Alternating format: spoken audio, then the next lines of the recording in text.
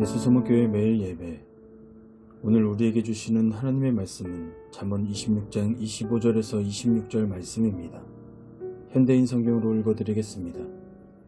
그의 말이 아무리 좋게 들려도 그것을 믿을 수 없는 것은 그 마음이 추악한 생각이 가득하기 때문이다. 그가 아무리 자신의 감정을 숨겨도 그의 악한 행위는 대중에게 드러날 것이다. 아멘. 현대사회와 문화에 대하여 말씀 나누겠습니다. 오늘 말씀 제목, 내면을 가꾸라. 인간은 갈수록 자신을 상품화합니다. 착용하는 옷과 타고 다니는 차, 사는 동네, 소비하는 상품과 SNS에 게시하는 사진으로 자신의 이미지를 꾸며냅니다.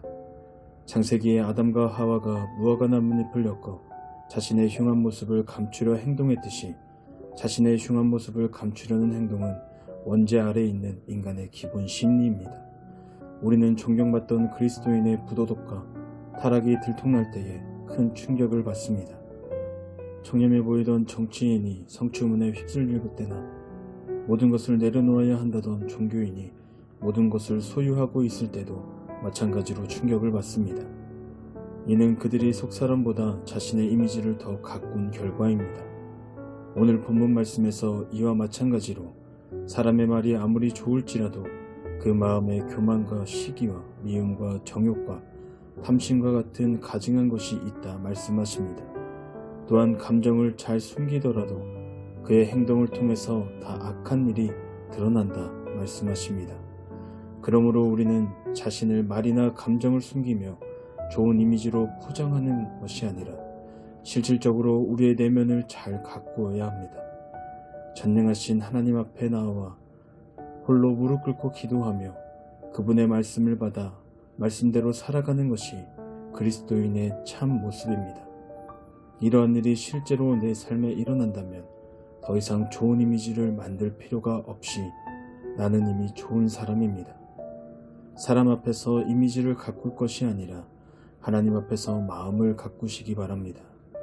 고린도 후서 4장 16절. 그러므로 우리가 낙심하지 아니하노니 우리의 겉사람은 낡아지나 우리의 속사람은 날로 새로워지도다. 아멘.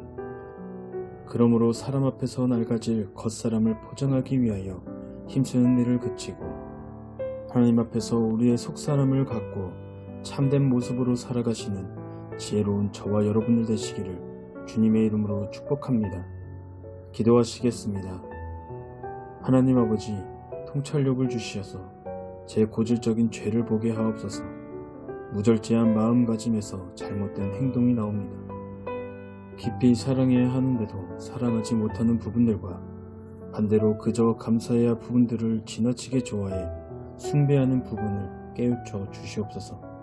사람을 두려워하지 않게 하시며 오직 주님을 예배하며 말씀에 순종하는 예배의 삶을 통하여 오직 참된 모습으로 살아가는 내가 될 수 있도록 인도하여 주시옵소서. 예수님의 이름으로 기도합니다. 아멘.